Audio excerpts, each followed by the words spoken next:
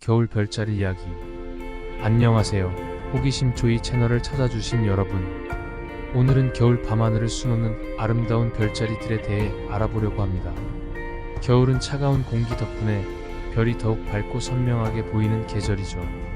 이번 영상에서는 오리온자리, 마차부자리, 큰개자리, 쌍둥이자리, 그리고 황소자리에 얽힌 재미있고 신비로운 이야기들을 깊이 있게 들려드리겠습니다.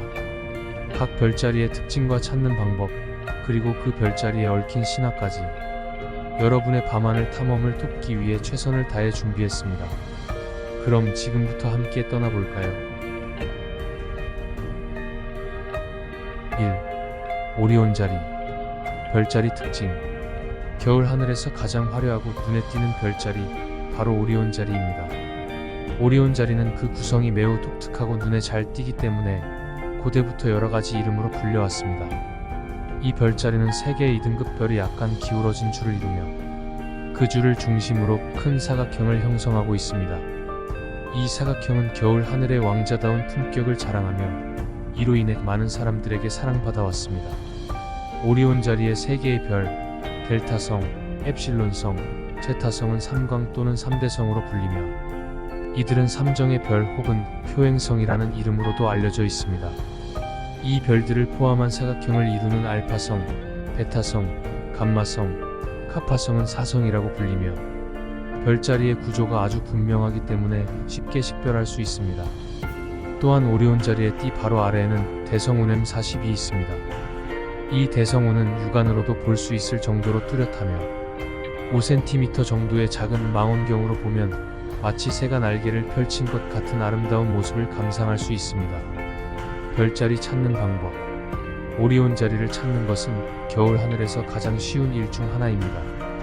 이 별자리는 밤하늘에서 너무나도 뚜렷하게 보이기 때문에 누구나 쉽게 찾을 수 있습니다.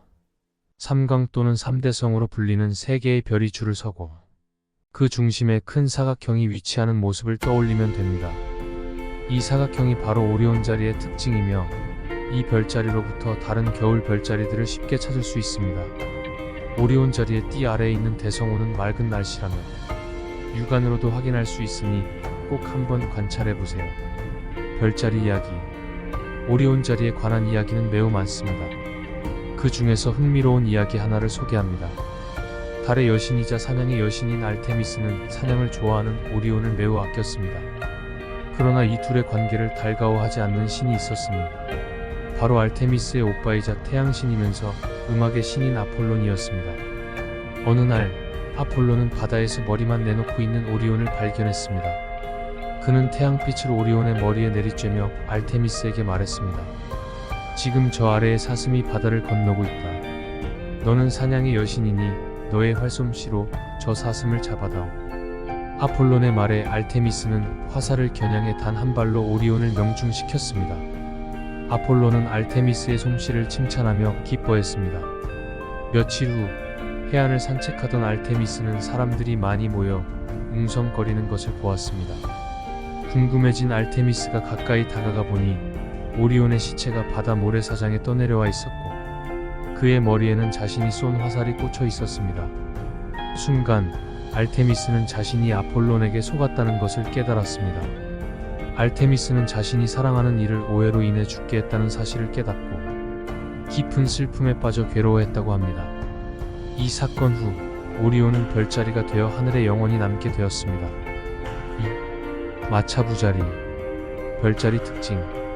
마차부자리는 겨울 하늘에서 북쪽 위쪽에 위치한 오각형 모양의 별자리입니다. 이 별자리는 아테네의 왕 에릭토니우스를 나타내며 그의 상징적인 마차를 타고 있는 모습을 형상화하고 있습니다. 마차부자리는 특히 카펠라라는 밝은 별로 유명합니다. 카펠라는 이 별자리에서 가장 밝은 별로 0.1등급의 빛을 내며 겨울 밤하늘을 환하게 비춥니다. 이 별은 마차부의 가슴에 안긴 작은 암컷 염소를 상징하며 그 빛나는 모습은 하늘에서 매우 뚜렷하게 보입니다. 마차부자리는 동양에서도 오차라는 이름으로 불렸으며 북쪽 하늘에 높이 떠있는 카시오페이아 자리 근처에서 쉽게 찾을 수 있습니다. 이 별자리는 상대적으로 밝은 별들로 구성되어 있어 밤하늘을 관찰할 때 쉽게 발견할 수 있습니다. 별자리 찾는 방법. 마차부 자리는 은하수 근처에서 찾을 수 있으며 비교적 찾기가 쉬운 별자리입니다. 우선 머리 위에 밝게 빛나는 카펠라를 발견하는 것이 중요합니다. 이 별은 북쪽 하늘에서 가장 밝은 0.1등급의 별로 찾기가 쉽습니다. 카펠라를 포함한 오각형 모양의 별자리를 찾았다면 그것이 바로 마차부 자리입니다. 또한 은하수를 따라 쌍둥이 자리나 작은 개자리를 찾은 후 이 별자리로부터 마차부 자리로 시선을 옮기면 쉽게 찾을 수 있습니다. 별자리 이야기. 마차부라는 이름이 붙은 이 오각형 별자리는 헤니오크스, 즉 말고삐를 잡은 자라고 불립니다. 아테네의 왕 에릭토니우스는 발이 불편하여 걷기 어려운 신체적 장애를 가지고 있었지만 그는 한 나라의 왕으로서 고귀한 정신을 지녔고 훌륭한 정치로 국민들의 존경을 받았습니다. 전쟁이 일어나면 그는 말 등에 몸을 묶고 최전방으로 뛰쳐나가 용맹성을 보여주었습니다. 하지만 그는 자신의 불편한 신체 때문에 늘 고민하였고 그 결과 사륜 마차를 발명하게 되었습니다. 에릭토니우스의 아버지는 철을 다루는 신 헤파이스토스였기에 그의 도움으로 마차를 완성했다고도 하고 태양신 아폴론이 몰던 마차를 본보기로 만들었다고도 전해집니다. 마차를 완성한 에릭토니우스는 물고기가 물을 만난 듯 활기차게 사륜 마차를 몰며 자유롭게 하늘을 날아다녀 사람들을 놀라게 했습니다. 마차를 타면 보통 사람들보다 몇 배나 더 빠르게 전쟁터나 벌판을 질주할 수 있었기 때문입니다. 제우스는 에릭토니우스의 왕으로서의 기계와 마차 발명의 공로를 기리기 위해 그를 별자리로 만들었습니다. 오늘날 우리가 하늘에서 볼 수 있는 마차부 자리는 에릭토니우스의 용맹함과 지혜를 상징합니다. 3. 큰 개자리. 별자리 특징. 겨울 밤하늘에서 가장 밝게 빛나는 별 시리우스가 위치한 큰 개자리는 남쪽 하늘에서 쉽게 찾을 수 있는 별자리입니다. 시리우스는 모든 별들 가운데에서 가장 밝은 별로 그 빛은 사계절을 통틀어 가장 빛나는 존재입니다. 큰 개자리는 시리우스를 정점으로 하여 7개의 밝은 별들로 이루어져 있으며 그 구성은 오리온 자리와도 비교될 만큼 인상적입니다. 특히 고대 그리스와 로마에서는 시리우스가 태양에 가까워질 때 유행병이 극성을 부린다고 여겨져 불길한 별로 간주되었습니다. 반면 동양에서는 이 별이 유난히 밝아서 대성 또는 청성으로 불렸으며 특히 중국에서는 이 별을 천랑이라고 이름 지었습니다. 이 이름은 먹이를 노리는 늑대의 눈빛과 같다고 하여 붙여진 이름입니다. 별자리 찾는 방법. 큰 개자리는 겨울 밤하늘에서 가장 밝은 시리우스를 찾으면 쉽게 발견할 수 있습니다. 이 별자리는 남쪽 하늘에서 시리우스를 중심으로 하여 6개의 밝은 별들이 배열된 모습으로 나타납니다. 시리우스를 찾은 뒤 그 아래쪽으로 시선을 옮기면 큰 개자리의 나머지 별들을 쉽게 찾을 수 있습니다. 또한 시리우스에서 북쪽으로 은하수를 넘어 작은 개자리의 프로키온을 찾고 다시 은하수를 건너 오리온 자리의 베텔기우스를 발견하면 이 세 별이 이루는 겨울의 대삼각형이 보입니다. 이 대삼각형의 가장 밝은 별이 위치한 곳이 바로 큰 개자리입니다. 별자리 이야기. 큰 개자리에 얽힌 여러 이야기 중 하나를 소개합니다. 옛날에 아크타이온이라는 사냥꾼이 있었습니다. 그는 언제나 충실한 사냥개 라이라푸스와 함께 사냥을 나섰습니다. 어느 날 아크타이온은 숲속으로 사냥을 나갔고 노루무리를 발견하자 라이라푸스도 따라오지 못할 속도로 깊이 숲속으로 전진했습니다. 그러나 그는 결국 노루무리를 놓치고 길까지 잃어버렸습니다. 한참 더 앞으로 나아가던 중 아크타이온은 앞에 무언가 빛나는 것을 발견했습니다. 저곳에 가서 길을 물어보자 생각하며 다가가 보니 나무들로 둘러싸인 샘물이 있었고 그 샘물 속에서 달의 여신 알테미스가 옷을 벗고 알몸으로 목욕을 하고 있었습니다. 너무나도 아름다운 광경에 그만 하고 소리를 내고 말았습니다.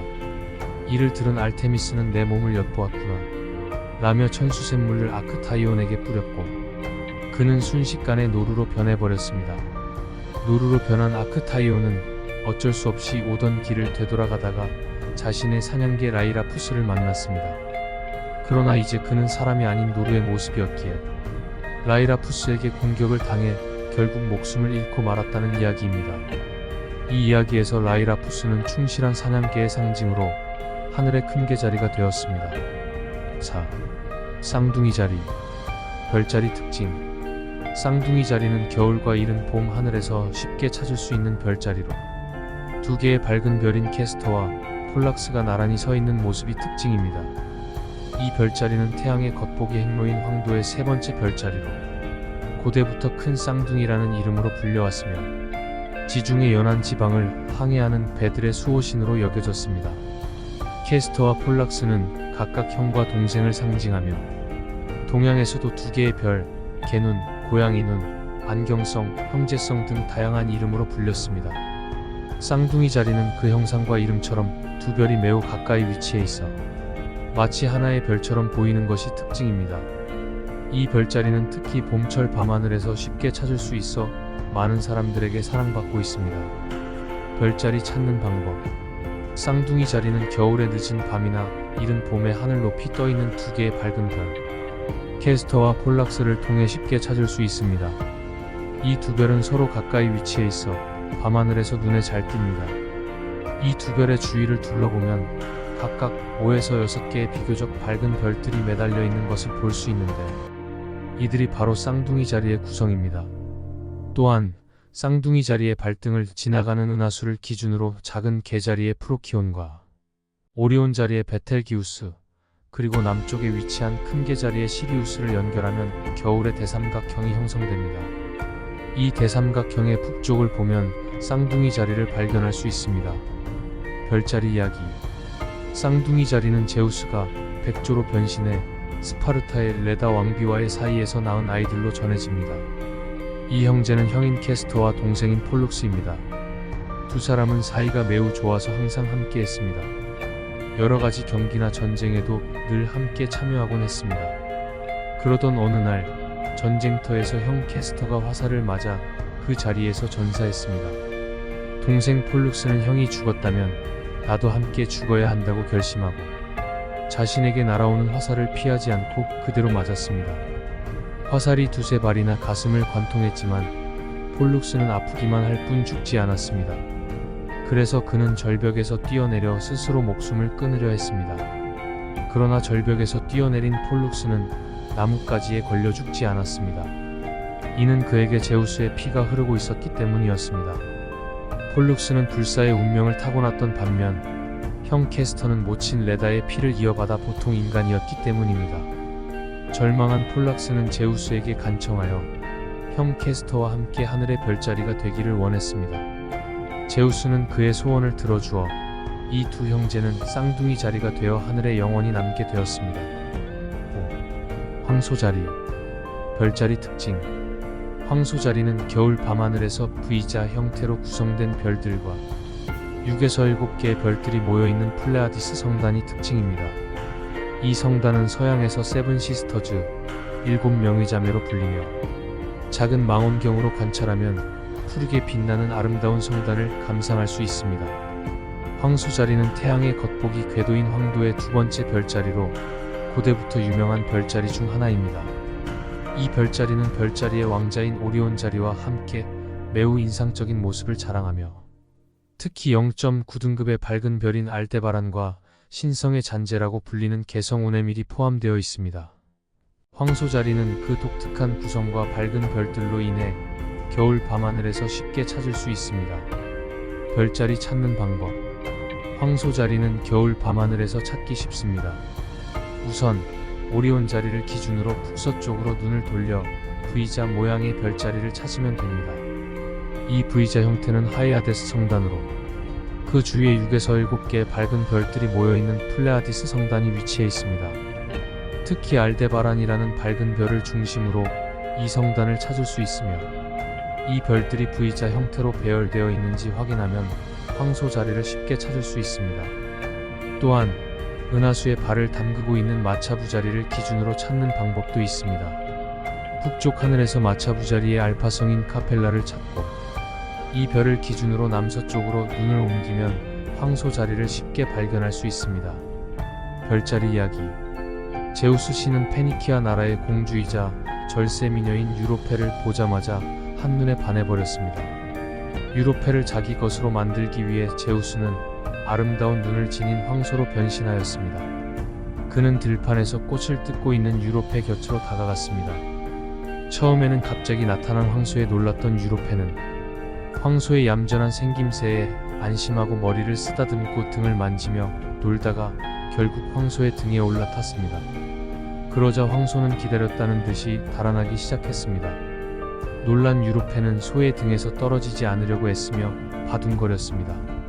그 사이 황소는 숲과 강을 넘고 해안을 지나 바다 한가운데에 있는 크레타 섬에 도착했습니다. 섬에 도착한 황소는 본래의 모습을 드러내어 자신은 제우스 신이고 내가 마음에 들어서 그랬노라며 여기서 함께 살자고 이야기했습니다. 그리고 이 섬과 건너편 해안 일대를 유로페 이름을 따 유로페라 부르기로 했습니다.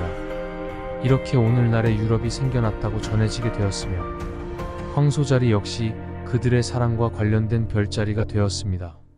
황소자리는 지금도 그 모습과 신화 속 이야기를 통해 제우스의 능력과 사랑을 상징하며 겨울 밤하늘에서 그 위엄을 자랑하고 있습니다. 오늘은 이렇게 겨울 밤하늘을 장식하는 5개의 별자리들에 대해 깊이 있게 알아보았습니다. 이 별자리들은 모두 각기 다른 이야기와 매력을 가지고 있어 밤하늘을 더욱 신비롭게 만들어줍니다. 겨울이 오면 하늘을 올려다보며 오늘 이야기했던 별자리들을 찾아보는 것은 어떨까요? 여러분의 밤하늘 탐험이 더욱 흥미롭고 즐거운 시간이 되길 바랍니다. 다음 영상에서 또 만나요.